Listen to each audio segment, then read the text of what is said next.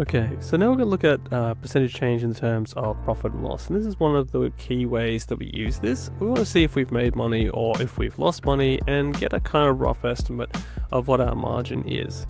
And then we can compare this to our margins for costs and other things.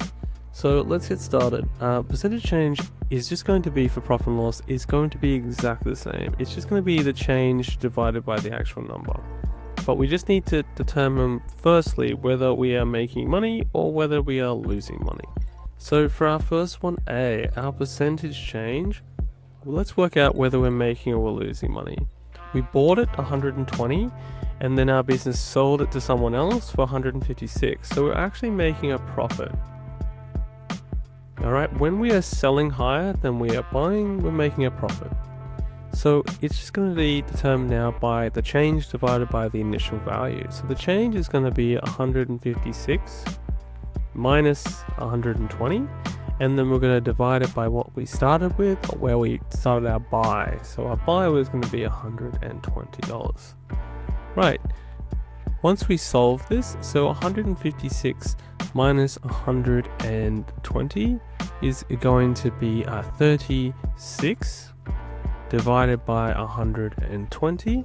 Now again, we just have to look for any way we can reduce this and kind of maintain either a power of 10 at the bottom or simplify it down to a fraction we know the percentage of. So if we start looking at this, I kind of want it to be at 10. We've got 12 times 10. They're both factors of 12, so divide the top by 12 and I will get 3, and the bottom by 12 and I will get 10. 3 over 10 is exactly the same as 30 over 100. So that's just a 30% profit.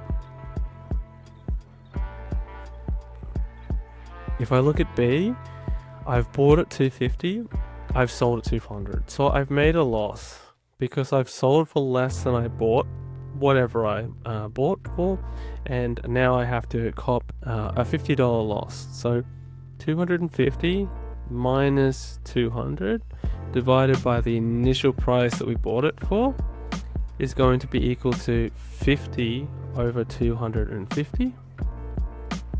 Okay, now let's look for some common factors. So they're both going to have 50 as a common factor.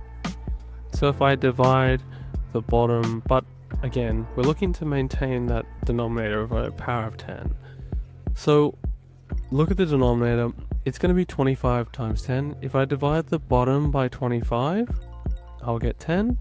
The top by 25, I will get 2. This is the same as 20 over 100, which is the same as 20%. So this is a 20% loss. Alright, looking at C, we have $80 and then we sold at 100, so this made a profit.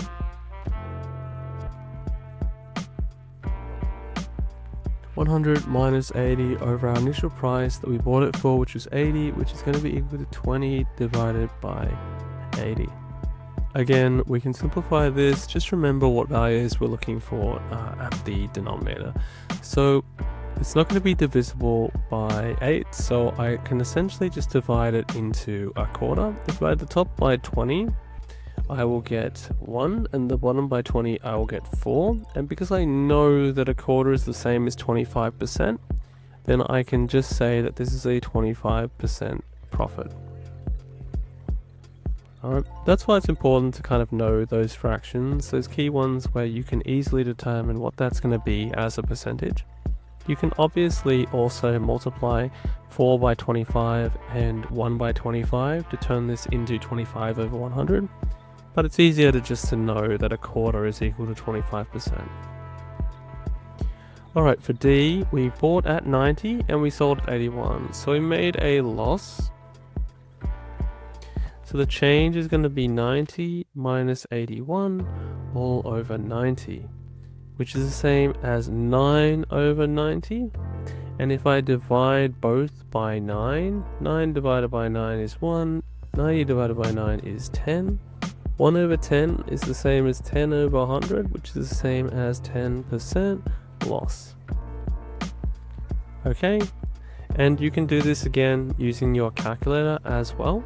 So if we go back to the start and we were to do our profit or loss, we can do 156, which is what we sold it for, minus our buy price of 120. Divide that by 120, which is the initial price. It will give us a decimal value of 0.3. Multiply it by 100, add that percentage sign on, and just record whether it was a profit or a loss. Do exactly the same thing for the losses. It's going to be 250 for our second one, which is what we sold them for, and we bought them for, sorry, we bought them at 250, we sold them at 200, so the change is going to be 50 divided by 250. It's going to give us 0.2 times it by 100, add that percentage sign on, so it's going to be 20%, but it's up to you to remember what the context is, what the information of the question is, and say whether that's a 20% gain or loss. In this case, it was a loss. Alright, that's it for this video. Hopefully it's helpful, and I will see you in the next one.